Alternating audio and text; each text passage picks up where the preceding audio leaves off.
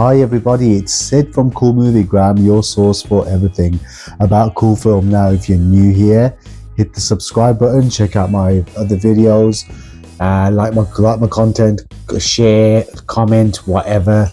And those of you who are already doing that, thank you very much and welcome back to the channel. We're actually 750 subscribers at the point where I record this video, which means that I'm actually only 250 subs away from hitting that 1,000 mark, which has been my first goal.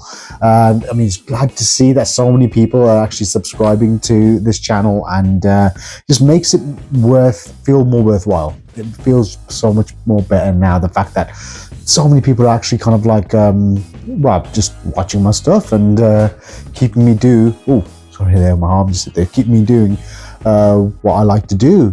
And you guys will make it all worth it. Now, of course, this is the final video. This is the final installment of my top 25 Jackie Chan films, which is films 5 to 1, which is for me the big 5. And I'm just so looking forward to actually discussing. You know, again, these films, these picks, like everything from 25 up until number 6 from what you've seen, and even these 5 now, these are just based on my own personal opinion. I know many people, their original choice, their own choices are going to be different. Everyone's got their own kind of like look on, like, for example, an outlook and opinion on what makes a good Jackie Chan movie and what's their favorite based on their own opinion. Now, I guess let's not waste any time and let's just crack on with this.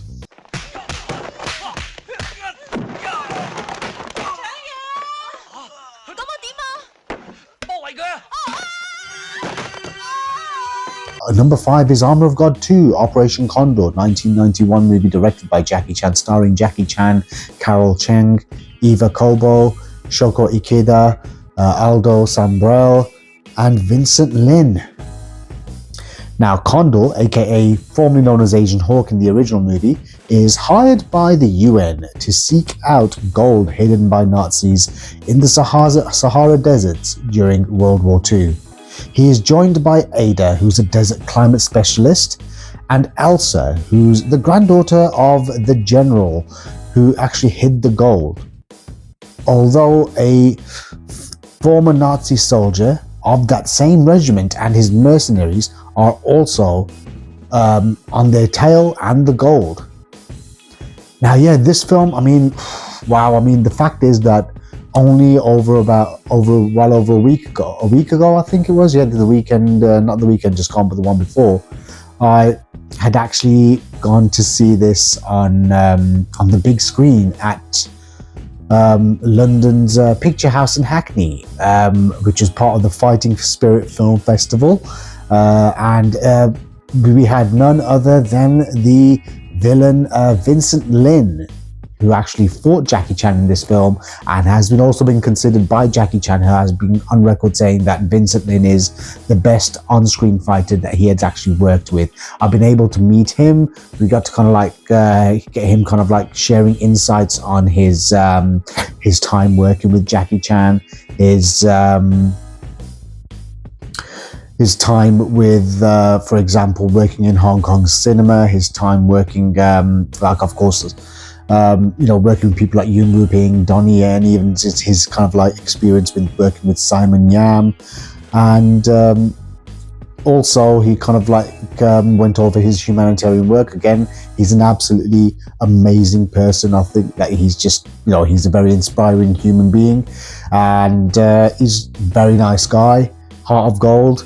And it was just great to see this on the big 4K screen. Now, when you watch this film, it was, again, this has been, as unquote by Vincent Lin himself, saying that this was Jackie Chan's Apocalypse Now, because considering that Miracles, which was the previous film that he had directed in 1989, had a bigger budget than most of his other films, this one just had an even bigger one, which is between 90 to 100 Hong Kong million dollars.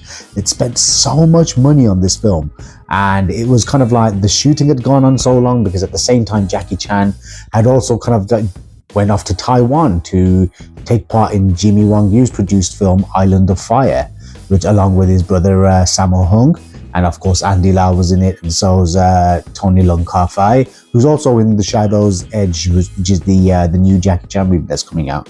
But this one here is just, in terms of like the size and scale of this film, the fact is that they'd actually, you know, filmed in countries like in Spain, they'd filmed in like the Middle East, like I think it was in Marrakesh in some shots, and even the Sahara Desert. And the fact is, some of the sets that they used, which were actually in Hong Kong, like for example, the hotel that they stay in Marrakesh in this film, is also, for example, a part of, you know, this is actually a set in Hong Kong where they'd actually kind of imported a lot of sand from like, from the desert to give it that kind of authenticity. And it's just the size of it was so kind of like crazy. When you see the behind the scenes, there is footage of like when Jackie Chan was filming this, and that was on a big scale. And of course the ending where it kind of takes place in the bunker was really, that set was really good. And what kind of, for me, what I really loved about this film is just, it's so much fun from the get-go. It's just, everybody's just having such a blast. I mean, the fight scenes are great in this film. Like, they're just really well kind of, there's a lot of kind of practical slapstick humor, which we're used to seeing from Jackie Chan. And, you know, just the use of the environment in terms of like the sets, especially in the underground fight. And just the kind of like little jokes and little kind of like, you know, his kind of running with tribesmen. And even the opening sequence where you'd see him kind of like collecting these kind of green stones, and how he ends up in this kind of predicament with the tribes people.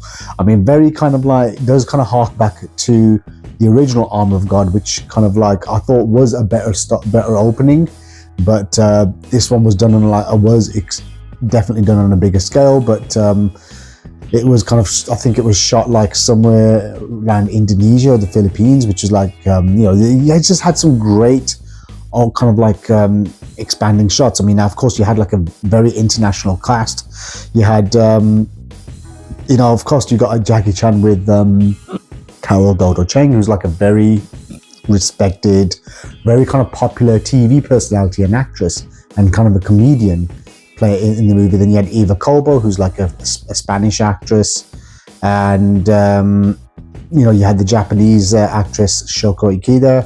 And you had Aldo Sambral, who's a very kind of like famous actor from Italy, who'd actually been in a lot of spaghetti westerns. He had a small role in A Fistful of Dollars, which I've got somewhere over there, yeah.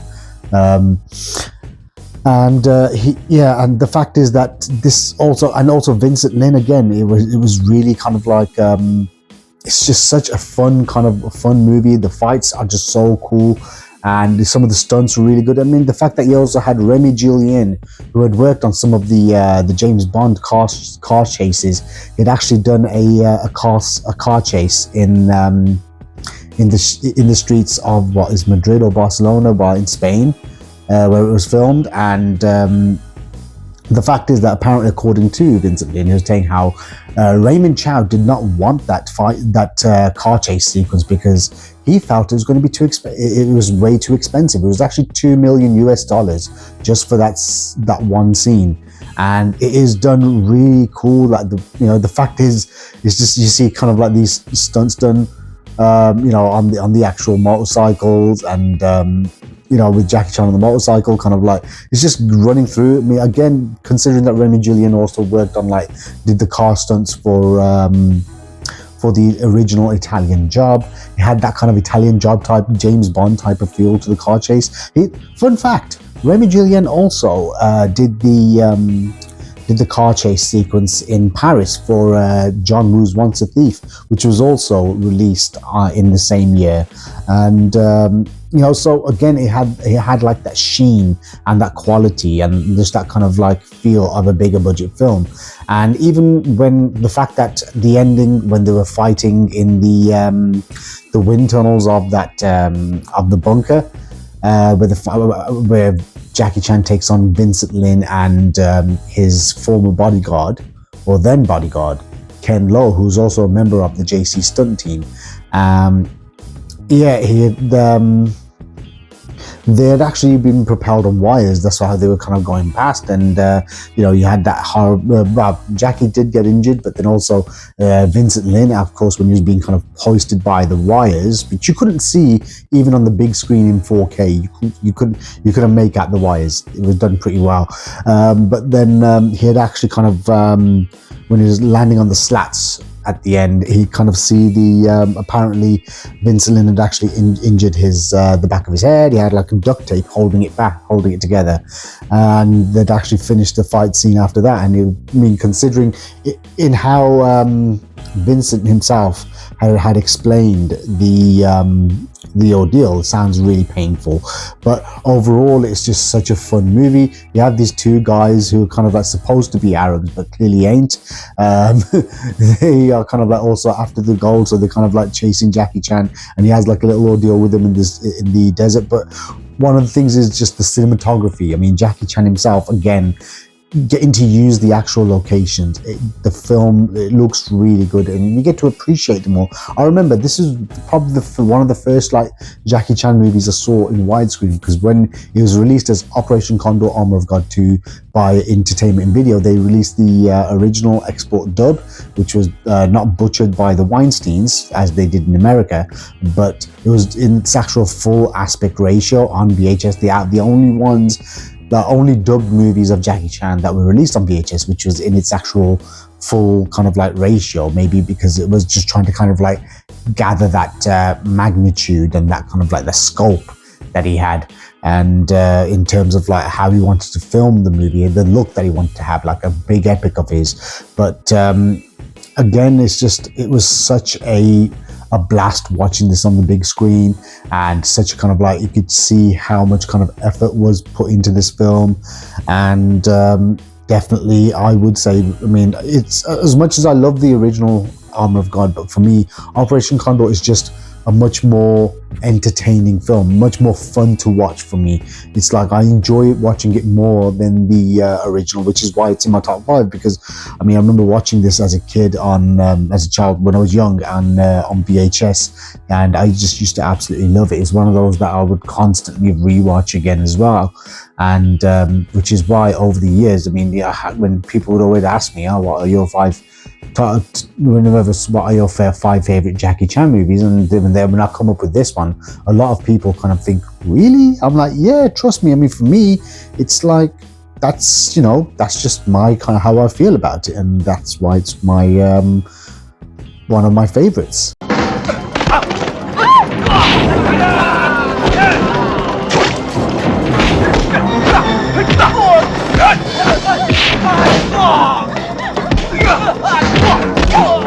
Number 4 is Dragons Forever, a 1988 film directed by Sammo Hung, now which stars Jackie Chan, Sammo Hung, Yuen Bu, Deanie Ip, Pauline Young, and Yuen Wah. Now, Jackie Lung is a skirt-chasing lawyer which is hired by the shady chemical plant owner Mr. Hua to defend him in a case against a fishery owned by Miss Yip.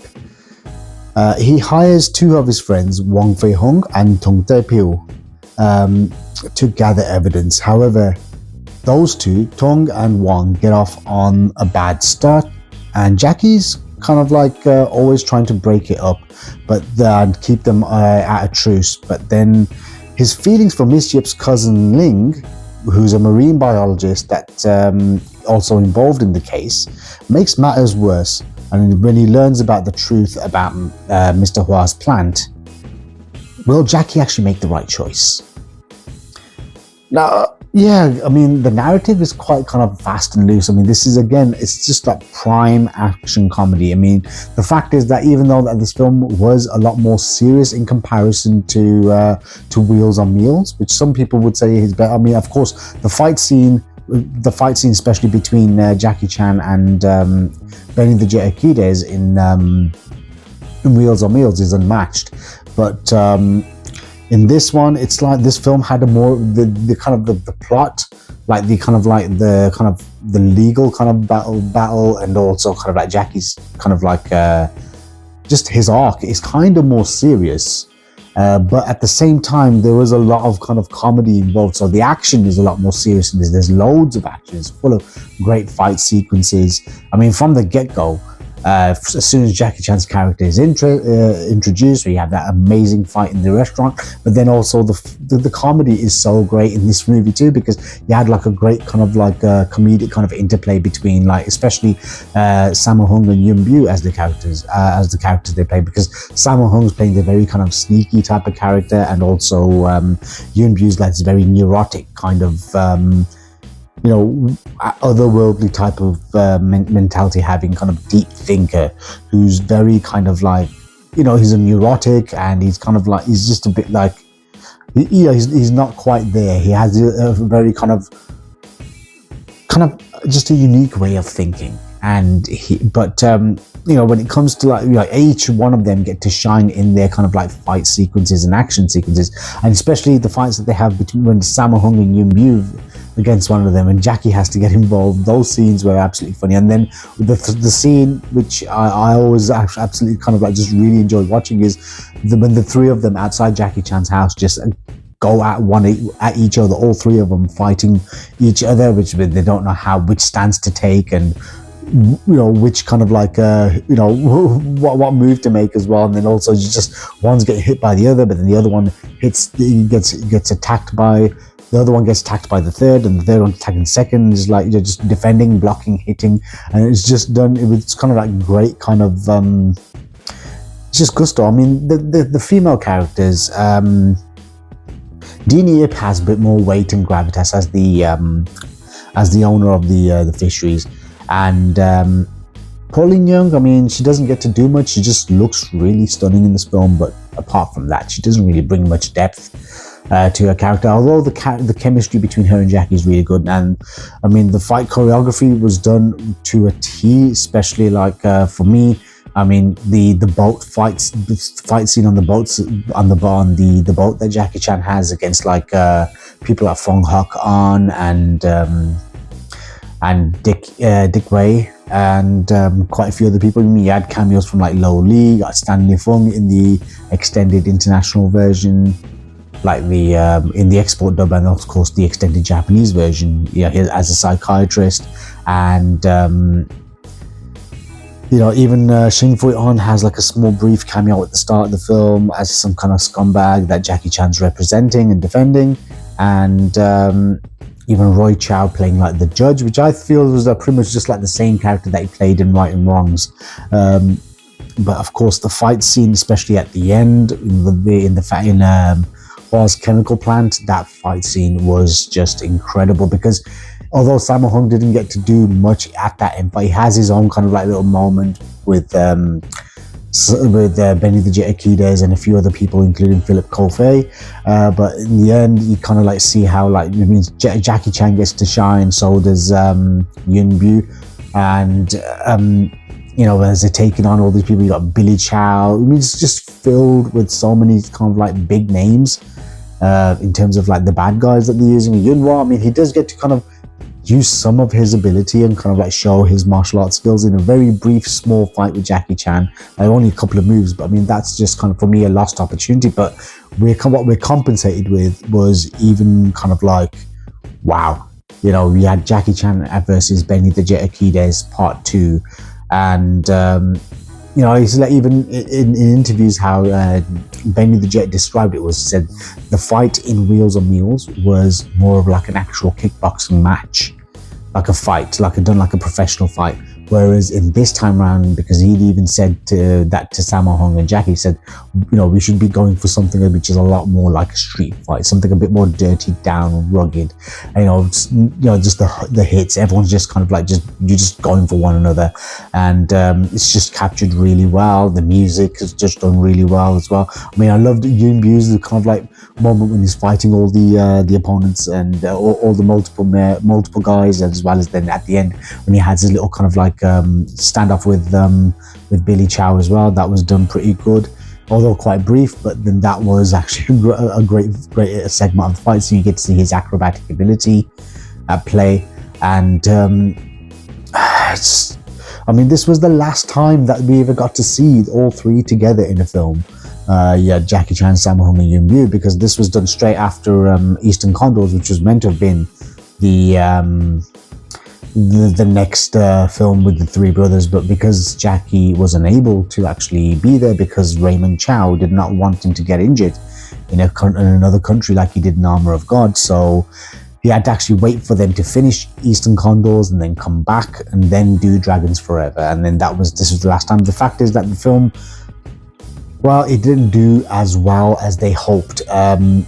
In Hong Kong, it made about 33 million Hong Kong dollars, which is actually quite successful. I mean, those are the kind of numbers that a lot of Stephen Chow films had done. So, and even Jackie Chan's movies had done that number, which was pretty. But the fact is, it kind of tanked in the Japanese market, where Jackie was huge. Especially, I mean, he was making more money. Most of his films had been more successful in Japan than they had been in Hong Kong as well. Even though a lot of his films, apart from like maybe Miracles and Miracles didn't do that well, but you know, Dragons Forever, and even anything prior to Dragons Forever, since he's been with Golden Harvest, I mean, most of his films, especially in the 80s, had done well in Hong Kong as well as in Japan and throughout Asia. But then this one here, it just wasn't, maybe because people say it's because people are playing against type, and then maybe that's how a lot of audiences just kind of lose interest, and they just don't really kind of like buy into the film. But I don't know how, because I just personally think this is just an amazing film. It's just such a fun kind of modern day martial arts action comedy, and it's like, you know, it was a lot of fun to watch. And again, I've had this on so many different formats. I've had it on VHS, I've had it on DVD by Hong Kong Legends, and then I had the 88 films limited edition Blu-ray, and with the 2 discs, and yeah, it's just got 3 different cuts of the film. And definitely I would, you know, and I actually recommend it. I just think it's just one of those films that just, for me, it's just, I've never been bored watching this film as well. I've just always kind of like, whenever I've put it on, I still enjoy it. I still love it. I think it's funny, it's exciting, it's full of great action, and it's just overall, I mean, when it comes to like a Hong Kong action martial arts comedy, this is probably top tier.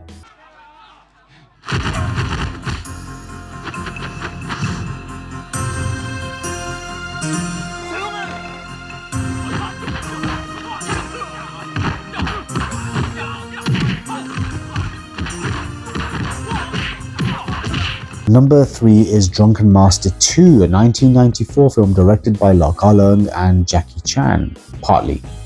Stars Jackie Chan with T. Leung, Anita Mui, Lau Kar-leung, Ken Lo, Chin Kar-lok, and a host of others. Now, Wong Fei-hung is up to no good all the time, getting into trouble. He's unwittingly then caught in a battle between foreign smugglers who want to steal ancient Chinese artifacts and loyalists that are determined to save their country's treasures. And he's also dealing with a lot of problems at home, where he's kind of promised his dad not to get drunk again and get into any fights. But however, how this mission unfolds, it kind of takes him away from a lot of his promises. This film itself, again, I have spoken about this film in one of my videos, which is my top, it's in the last video of my top 50 Kung Fu movies. I mean, this is, for me, this film is absolutely perfect in terms of when it comes to a martial arts action Kung Fu movie. It's just absolutely great. I mean, the fact that this was pretty much the last, like, for me, the last top tier Jackie Chan film that we saw. Like, for example, we had kind of like his, although Rumble in the Bronx came out not too long after, but this here was just like a different level of Jackie Chan kind of like feel, because every fight scene in this film is just done so well. I mean, you got the kind of like the expertise of Lau Kar-leung and just the creative kind of like abilities of Jackie Chan just combined together, although they did clash on set again. But you know, what we get was like just each fight just gets better and better as the movie progresses. You know, you had that amazing kind of like introduction to fight scenes in with Lau Kar-leung and Jackie Chan, when they kind of like trade blows under the train, when they're fighting with like by Lau Kar Leung using a spear, whereas Jackie Chan's ended up using a broadsword. You get to see some hand-to-hand kind of like just shapes like Hung style kung fu, and then also the drunken boxing, and it just gets better and better. And then of course you got the fight in the market, his kind of like sparring match with Louis Sit, which was done pretty good when he uses Choi Li Fut, and Jackie Chan just uses his Hong Kong style, which is meant to be drunken boxing, but he just doesn't use it. But then after that's followed by the fight in the streets against like the bad guys and their men, and it's just everything. The tea house fight, and then you got the amazing, spectacular showdown at the steel factory at the end as well. I mean, it's just filled with just great kind of sets, great kind of martial arts choreography was done really well. The fact that they both kind of, Jackie Chan and Lau Kar Leung kind of fell out after this film, and they didn't really kind of like see eye to eye, especially how the film was going to end. Whereas Jackie Chan wanted to kind of include more drunken boxing in the actual in the choreography, and did not want to use too much kind of extensive wire work. There is some wire work involved just to kind of enhance the action, which I think it works pretty well, because everyone was doing wires, and Jackie thought, I don't want to do that. I would want to just keep the fighting on the ground. You maybe use wires to enhance it a little bit here and there in terms of the stunt work and the practicality, but overall it was pretty much everyone was kind of like using the martial arts ability. Now, especially of course the fight when he fights his stunt group in the factory with like them using steel pipes, him being burnt, on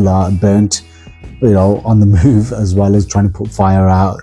And then of course his fight with Ho Sung Pak, who actually was Liu Kang in the first and second Mortal Kombat games, I believe. And then of course Ken Lo, who's his former bodyguard, who just gets, Ken Lo's been the bad guy in so many films. He's worked with Jackie Chan many times, but I don't think I've ever seen him use his kicks as well in any other film apart from this. This is the best time that he has done, and that end fight scene, it's just, those final reels are just absolutely breathtaking, and it's just done some really well. One thing I realized was after this movie, every other film that Jackie Chan had done afterwards, pretty much at the end there was never a huge fight with any of the villains, which I think is missing. They need, they should have actually done that, because I know with Mr. Nice Guy and Rumble in the Bronx, he had actually injured himself, but then even First Strike, there wasn't a huge fight at the end. There was just more stunt kind of work, and they did the underwater fight with the sharks. But it's just, since then, like, apart from Who Am I, there was like, you had that great fight, and even Gorgeous had an amazing fight scene with Brad Allen. But other than that, there was never like just a big kind of crazy rumble that you normally get in Jackie Chan movies, and I do miss that. And but this, again, for me, when it comes to like martial arts movies and kung fu movies in general, I mean, Drunken Master 2, in terms of like the way that it was filmed, the way that it's kind of like captured, and the way that the film just moves at such a frenetic pace. Anita Moore is amazingly hilarious and just charismatic as always. R.I.P. T. Lung, he's like, he has, again, a great charismatic presence about him, and even him playing the elderly Wong Ki Ying as like a wise kind of Confucian almost martial arts kind of master, and just a respected guy, was really good. I mean, everything works about this film. It's just, there's not one point in the movie, and not once did I ever kind of feel like, why am I watching this movie? Is this so bad? There's nothing about the movie that makes me feel that it's a bad film.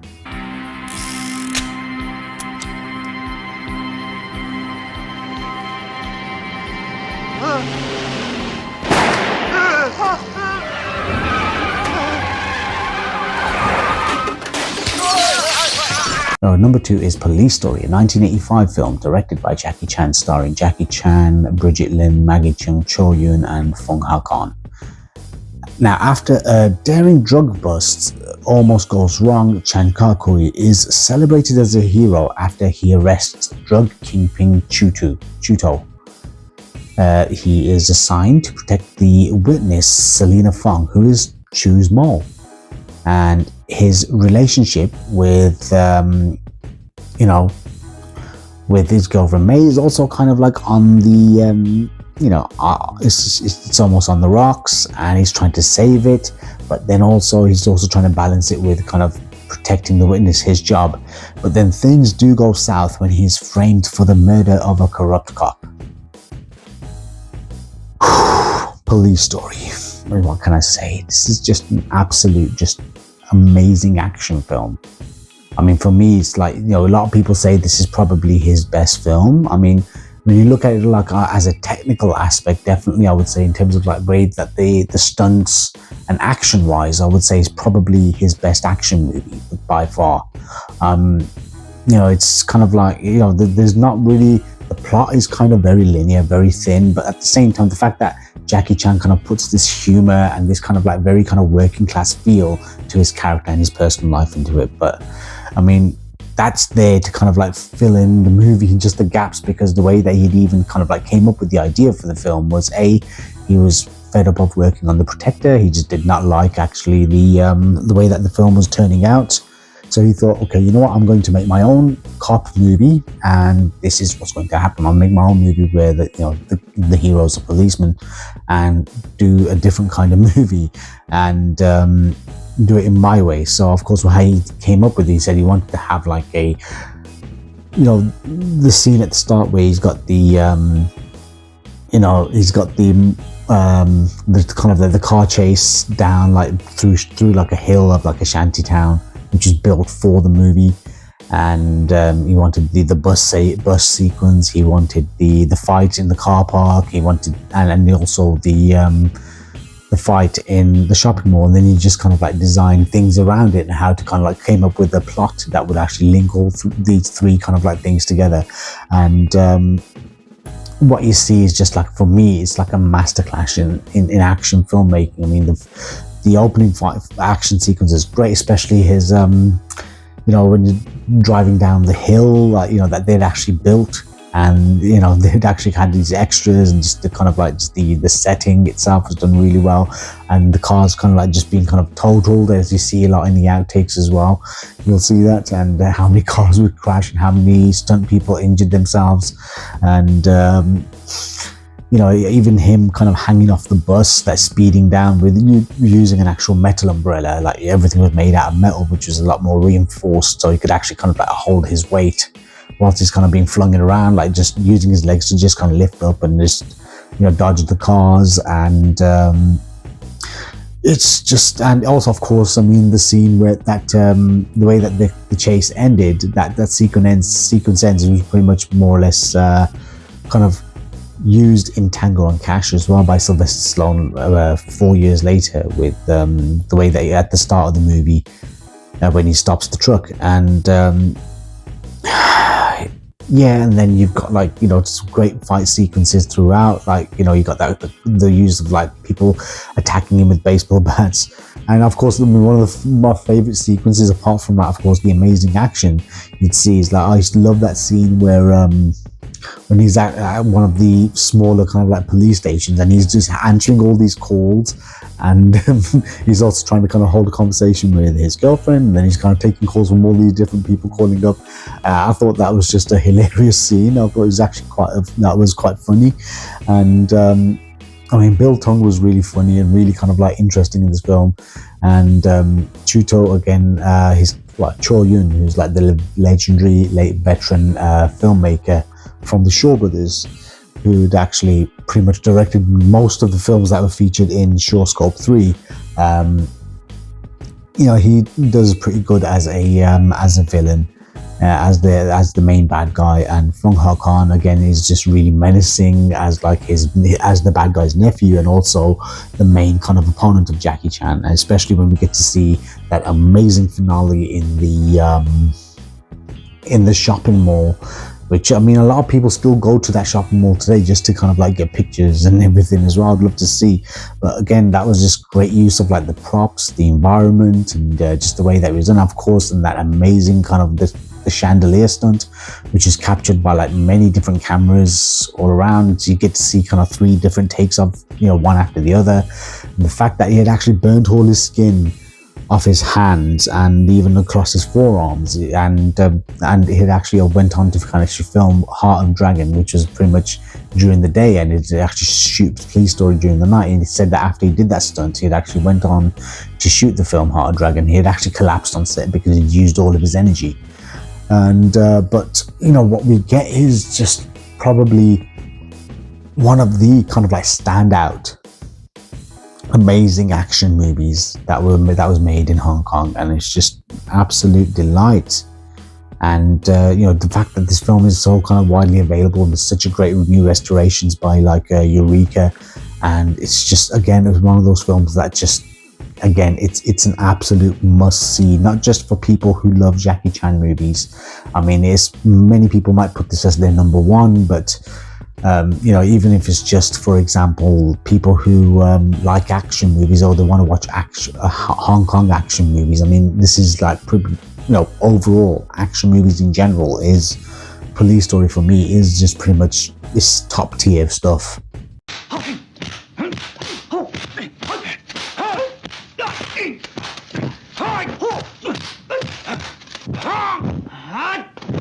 Now, before we go to number one, of course, there are a few honourable mentions that I would like to kind of like address. Now, of course, these are films that I do love. They're probably amongst some of my favourite Jackie Chan movies, but they just about didn't make the cut for the my top 25 when compiling this list. But I still do love them now.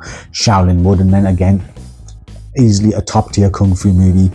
It's an absolute classic and a great early kind of like introduction to Jackie Chan, and it kind of, you know, I thought, yeah, it is a great movie. I've mentioned it in my top 25 kung fu movie, well, top 50 kung fu movies. This is just one of them as well. Absolute classic. Shinjuku Incident, which is again a very dark kind of different breakaway from his usual stuff, which is this time it's like a very dark kind of gangland crime thriller.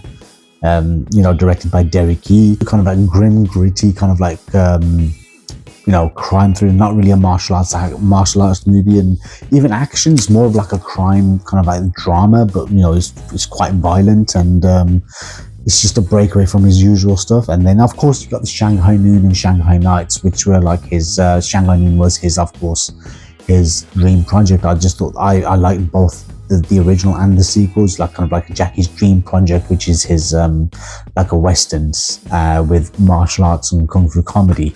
And I just think it was actually a well-made film. Both of them were really good.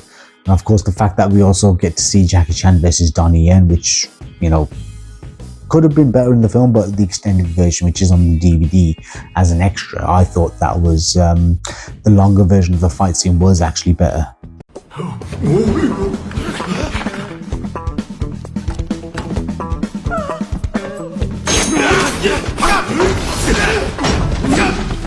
Number one, my favorite Jackie Chan film of all time, and since I've been a Jackie Chan fan, is Panda Plan. Hey, Panda Bear! Nah, just kidding. We don't take kindly to your types in here.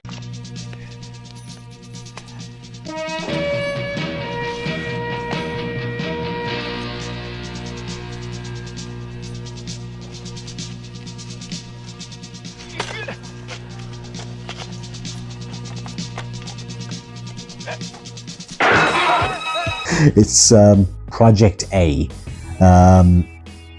which is a 1983 film directed by Jackie Chan, which stars Jackie Chan, Sammo Hung, Yuen-biu, Mars, and Dick Wei. Now, Dragon Ma and his crew are forced to become cops after the Coast Guard are disbanded when pirates and criminals blow up their ships. And they are forced to kind of like more or less take up under the kind of command of Captain Chi, who's pretty much the nephew of like the police chief's and he's very kind of like they don't like each other, so they're always trying to kind of have one up against one another. And then eventually, when they take on the underworld, Dragon finds many foes who are actually in cahoots with pirate Lo San Pao. Now, Dragon and Chi are then joined by Streetwise Hood Faye, who's an old friend of Dragon, and now they take on the enemy. You know what? Project A. I absolutely love this film. I just think it's just so well made. I mean, from the get-go, for me, it's amazing all the way through. I mean, again, it's a great use of the set as well. Like the way the setting is like late 19th century, early 20th century, around about that time. And you get to kind of like see how like the sets are, the costumes again are looking really good as well. But then the fact that this was made when Dragonlord had very lukewarm reception, it was okay. It did better in Japan than it did in Hong Kong, but Jackie Chan just wasn't happy with how it turned out. And he thought, why not just try something different? This kind of was a breakaway because he thought that I didn't want to do kung fu comedies anymore because everybody has actually been doing them since Snake and Eagle Shadow came out. I mean, you had so many people. I mean, you had Bruceploitation, but you had Chanceploitation. This was the answer. He thought that why not do something with a bit more kind of like focus on stunts as well as like just physical comedy, and you get to see that all the way through. I mean, the great kind of like fight scene, especially at the start of the movie where you got the Coast Guards against the police in a bar, that kind of like just everything goes haywire, and almost like a Blazing Saddles kind of way. And you see like, you know, Jackie Chan and Yuen Biao kind of like doing great just the movements and the comedies involved. It's funny. Even when I watch it now, it still makes me laugh. And it still kind of like looks funny, especially when they kind of like smash each other with chairs and they're kind of hiding to hide the pain. They hit each other. It's very silly but simple, but at the same time it's just really impressive and fun to watch. And then of course you got, you know, the sequences in the training sequence in the police academy when they're all kind of like just literally just playing pranks and just having a lot of fun. And also, you know, you got the great kind of fight scene at the hotel, and you know, but then that for me, I mean, you had a great ending as well. The ending was really good, especially get to see like all three of the main dragons, which you have like Jackie, Sammo, and Yun take on like Dick Wei and all his pirates at the end, and especially the end fight scene was done really well. It was really fun, and you get to see great acrobatic ability as well as martial arts from all three. But for me, my favorite sequences in this whole film, it was pretty much when Sammo Hung and Yuen Biao and Jackie Chan are kind of like chased by Sammo Hung and Jackie Chan are chased by the bad guys. It's like you see like Jackie Chan just kind of just running, and he's got his girlfriend on his arm, and he's just trying to kind of save her and also fight off these bad guys. I mean, it goes from like on foot, like him kind of utilizing all the sets and kind of like it's pretty much doing parkour before parkour was anything. You know, him kind of like evading bad guys using the environment and his ability, just kind of jumping, running, kind of climbing things and just flipping over.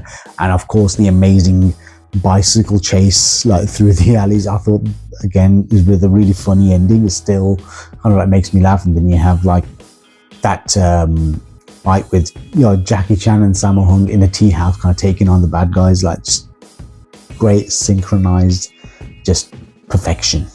The choreography was just done. It was just absolutely like it's just perfectly timed. And of course the amazing clock tower sequence.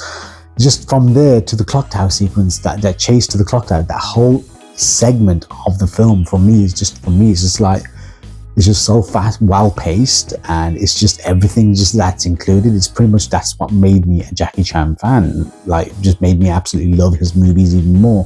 And when you learn about the technical aspects, when you see like behind the scenes what was happening and how he actually kind of came up with these sequences, and his kind of like kind of love letter to people like Harold Lloyd, Buster Keaton, Charlie Chaplin, like that silent film era. It looks amazing. I mean, the music score again was done really well, and like the fact that this is like the first time that they didn't use much like I don't think they even used any. It was all an original music score by David Lai, instead of going for the usual kind of like stock kind of like music sound that they have in their kind of library where they're licensed to use. So, or sometimes unlicensed. But this time around they actually had like an original music score. It had like a bigger feel than the usual kind of like kung fu comedies that were being made, that he had been making before. And again, this film was like a huge hit. So much so, especially in Japan, the Emperor of Japan at that time actually loved this film so much that he's the one that insisted that Jackie Chan would make a sequel to Project A, because he loved that film.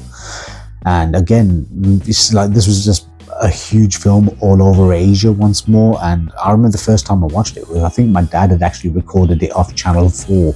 So I actually watched this movie in its original language before I watched it in the dub. But again, I do actually really like the English dub, because it's just really silly with the same voices that that the export dub for Wheels on Meals was done. So you get the same voices, pretty much doing for the same characters, and the same actors are getting the same voices, and it just it's just fun to watch, and just the dialogue is still quite funny too, and the accents, I mean, they're cheesy but they're still quite funny, especially when they're singing that song, the BPs, the policeman song at the start. You get I think it's Tybo and Mars, when they're kind of like doing that was actually quite funny. And but for me, it's a perfect Jackie Chan movie. It's for me, this is pretty much what I would expect from a Jackie Chan movie: just action, comedy, like really funny comedy, great stunt work, great fight choreography, and it's all kind of mixed together, and it actually makes it work.